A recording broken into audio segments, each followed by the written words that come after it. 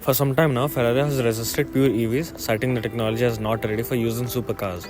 Despite this, electric technology offers more power and instant torque. Several startups and automakers have advanced technology to prove it, such as the all-electric Lotus Evija with over 2000 horsepower and an impressive 0 to 180 miles in just over 9 seconds. Ferrari CEO Benedetto Vigna recently told the BBC that the company would be arrogant to dictate what customers can buy, despite calls for sustainable transportation.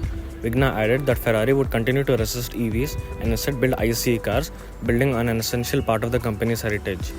Despite several countries planning on banning the sale of ICE vehicles, the EU recently agreed on a synthetic E-type fuel, giving Ferrari the green light to continue making ICE vehicles. Ferrari's wait until 2025 to launch its first EV, delaying electrification further, could cost us on a long run. Buyers are converting to electric cars at record pace, and the technology will continue to advance from here, resulting in more power, less weight, and reduced costs. If Ferrari doesn't build an electric supercar, plenty of startups and other automakers are looking to take its place in the luxury sports car market. Competition is another aspect to consider. As automakers invest in electric and high-performance vehicles, Ferrari might face increased competition in its niche.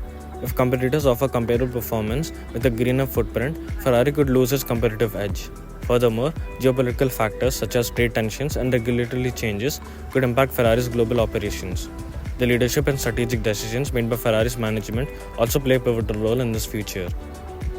If the company fails to innovate, diversify its product line, or anticipate market trends, it may struggle to stay relevant.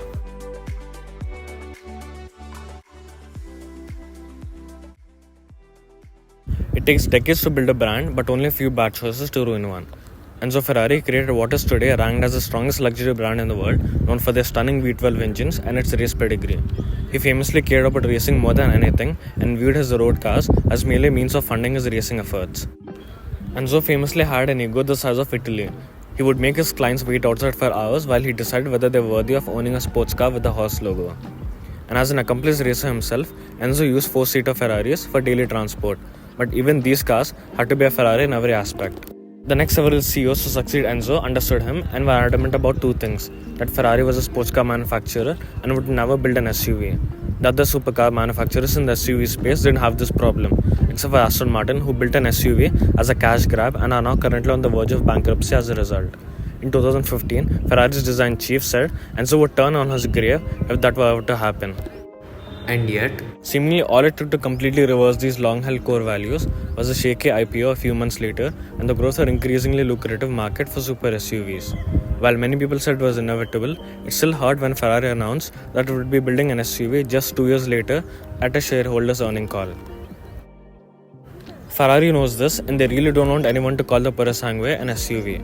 Instead, they ask the press and public to label it as an FUV. Given that Purosangue is Italian for thoroughbred, this might be the most accurate definition of the acronym. One significant factor is the global shift towards electric vehicles and sustainability. Governments around the world are pushing for stricter emissions standards, and the automobile industry is gradually transitioning to cleaner technologies.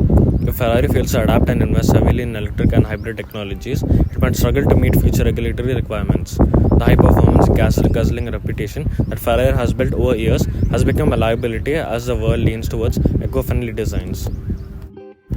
We're already seeing this happen in the auto industry with the Tesla Model Y on track to become the best-selling passenger vehicle globally. In fact, both the Tesla Model Y and Model 3 cracked the top 10 best-selling cars in the last year. Moreover, the rise of autonomous vehicles has posed another challenge. As self-driving technology advances, the focus on driving experience and high-performance vehicles might diminish. Ferrari's brand is built on thrill of driving experience, and if consumers prioritize convenience and safety over driving pleasure, Ferrari may struggle to maintain its market relevance. Economic factors also play a crucial role. A global economic downturn or recession could significantly impact Ferrari's market.